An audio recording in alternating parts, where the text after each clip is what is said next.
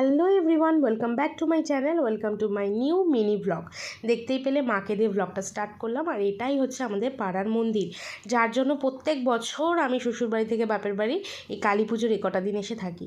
তারপরে অটো করে সোজা চলে গেলাম চাপাডালি। আর এটা হচ্ছে চাপাডালি মোড়ে মাছের আড়তের প্যান্ডেলটায় ঢুকিনি, বাইরে থেকে প্যান্ডেলটা দেখালাম। আর দেখতেই পাচ্ছ আমার বরমশাই চলে এসছে।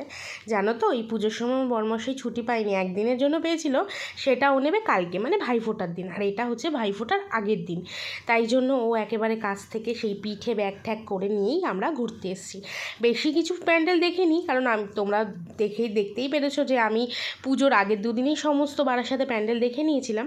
শুধু বাকি ছিল শতদল বিদ্রোহীটা। তো বিদ্রোহীটা অত আমার দেখার ইন্টারেস্ট ছিল না, কিন্তু শতদলটা দেখার ইচ্ছে ছিল, তাই শুধু শতদলটা দেখেছি। কিন্তু দেখো, শতদলের প্যান্ডেলটা আমার যতদূর মনে হয়, যতদূর কি এটাই জানি হয়েছে, কলকাতায় ঠিক এরকম একটা থিমের প্যান্ডেল হয়েছিল একটাবার, কিন্তু যত সম্ভব আগের বছর। কিন্তু সেই প্যান্ডেলটা জানো তো আমি দেখতে যেতে পারিনি। কিন্তু শতদল যখন এই থিমটাই আবার নতুন করে তুলে ধরলো, আমাদের মেয়েদের যে আমরা মেয়েরা নির্যাতিত হই প্রত্যেকটা দিন, বছরে কত মেয়ে আমরা কতভাবে অত্যাচার হই, সেই জিনিসগুলো এখানে কত সুন্দরভাবে ফুটিয়ে উঠেছে। মানে প্যান্ডেলটা এক ঘর হয়েছে। আমার তো বারাসাতের মানে সব থেকে মোস্ট ভালো প্যান্ডেলের মধ্যে এই শতদল প্যান্ডেলটাও একটা লেগেছে, যার প্রতিমাটাও অপূর্ব সুন্দর হয়েছিল।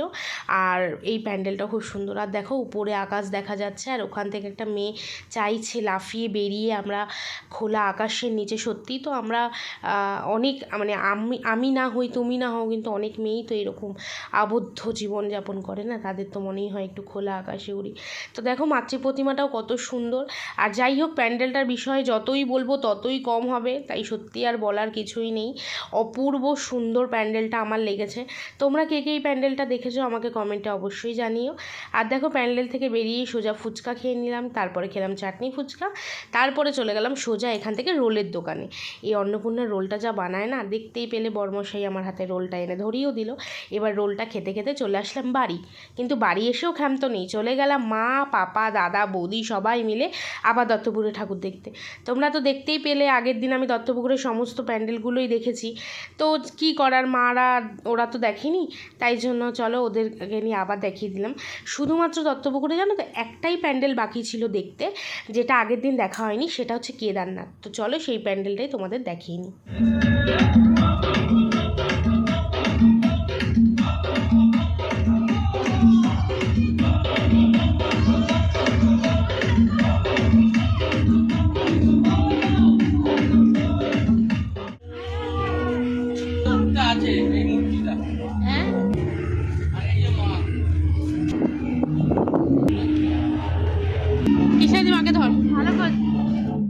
দত্তপুকুরে আর সব কটা প্যান্ডেলের মতো এই প্যান্ডেলটাও করেছিল অপূর্ব সুন্দর। আর এই যে নন্দী কেদারনাথের বাইরে যে বসে থাকে, এটা কেদারনাথের ভীমশিলাটা, আর এটা হচ্ছে মায়ের মূর্তি। জানো তো, এখানে এসিও চালিয়ে রেখেছিল যাতে ঠান্ডার ফিলটা আমরা পাই। তো যাই হোক, ভিডিওটা এখানেই শেষ করলাম। ভালো লাগলে লাইক, কমেন্ট, শেয়ার করতে ভুলো না। ততক্ষণ টাটা।